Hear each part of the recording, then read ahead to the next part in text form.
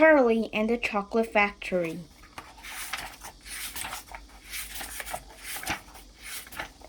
Chapter 1. Here Comes Charlie. These two very old people are the father and mother of Mr. Bucket. Their names are Grandpa Joe and Grandma Josephine. And these two very old people are the father and mother of Mrs. Bucket. Their names are Grandpa George and Grandma Georgina. This is Mr. Bucket. This is Mrs. Bucket. Mr. and Mrs. Bucket have a small boy whose name is Charlie Bucket. This is Charlie. How do you do? And how do you do? And how did you do again? He's pleased to meet you. The whole of this family, the 6 grown-ups, count them, and little Charlie Bucket lived together in a small wooden house on the edge of a great town. The house was nearly large enough for so many people, and life was extremely uncomfortable for them all. There was only rooms in the place together, and there was only one bed. The bed was given to the 4 old grandparents because they were so old and tired. They were so tired they never get out of it. Grandpa Joe and Grandma Josephine on this side, Grandpa George and Grandma Georgina on this side. Mr. and Mrs. Bucket and little Charlie Bucket slept in the other room, upon mattress on the floor. In the summertime, this wasn't too bad, but in the winter, freezing cold drafts blew on the floor all night long, and it was awful. There wasn't any question of them being able to buy a better house, or even one more bed to sleep in. They were far too poor for that. Mr. Bucket was the only person in the family with a job. He worked on a toothpaste factory, where he sat all day long at the bench and screwed the little caps onto top of tubes of toothpaste after the tubes had been filled. But the toothpaste cap screwer is never paid very much money, and poor Mr. Bucket, however hard he worked and however fast he screwed on the caps, was never able to make enough money to buy 1/2 of the things that so large a family needed.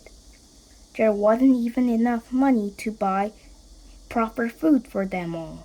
The only meals they could afford was bread and margarine for breakfast, boiled potatoes and cabbage for lunch, and cabbage soup for supper.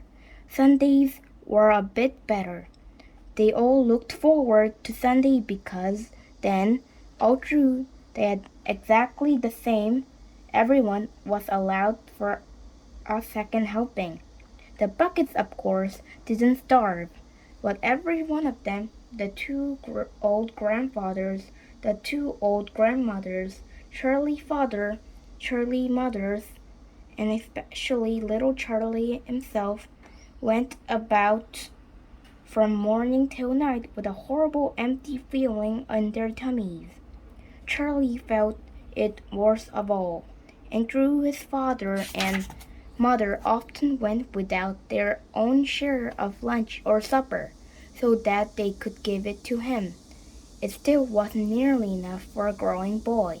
He desperately wanted something more filling and satisfying with cabbage and cabbage soup.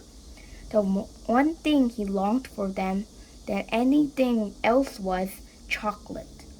Walking to school in the mornings, Charlie could see great slabs of chocolate piled up high into the shop windows, and he would stop and stare and press his nose against the glass, his mouth watering like mad.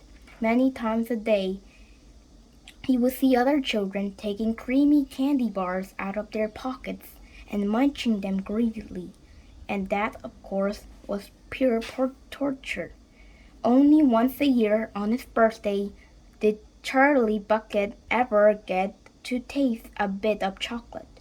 The whole family saved up their money for that special occasion, And when the great day arrived, Charlie was always present with one small chocolate bar to eat all by himself.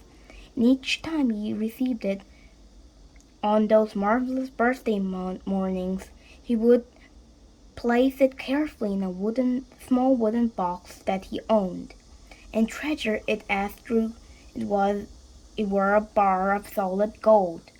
And for the next few days he would allow himself only to look at it, but never to touch it.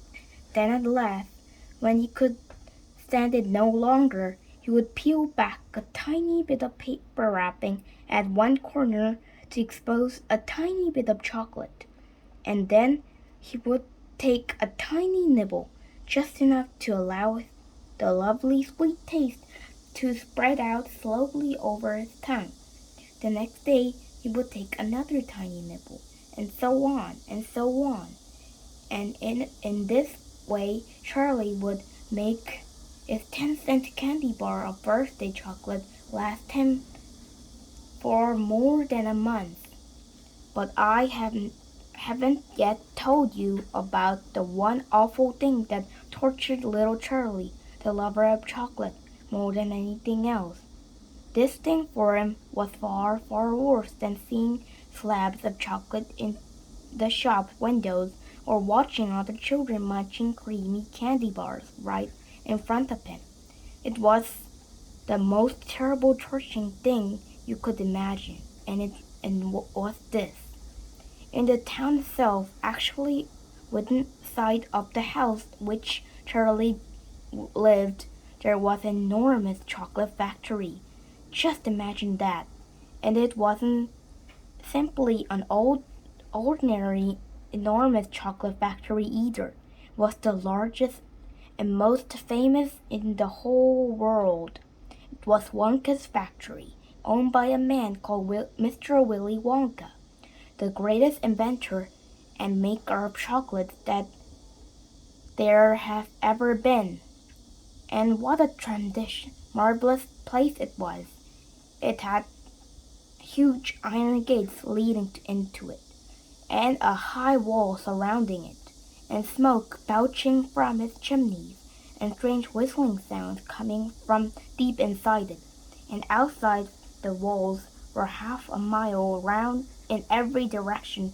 The air was scented with a heavy, rich smell of melting chocolate. Twice a day, on its way to and from school, the little Charlie Bucket had to walk right past the gates of the factory, and every time he went by, he would begin to walk very, very slowly, and he would hold his nose high in the air and take a long, deep sniff from the gorgeous, chocolatey smell all around him. Oh, how he loved that smell! And oh, how he wished he could go inside the factory and see what it was like.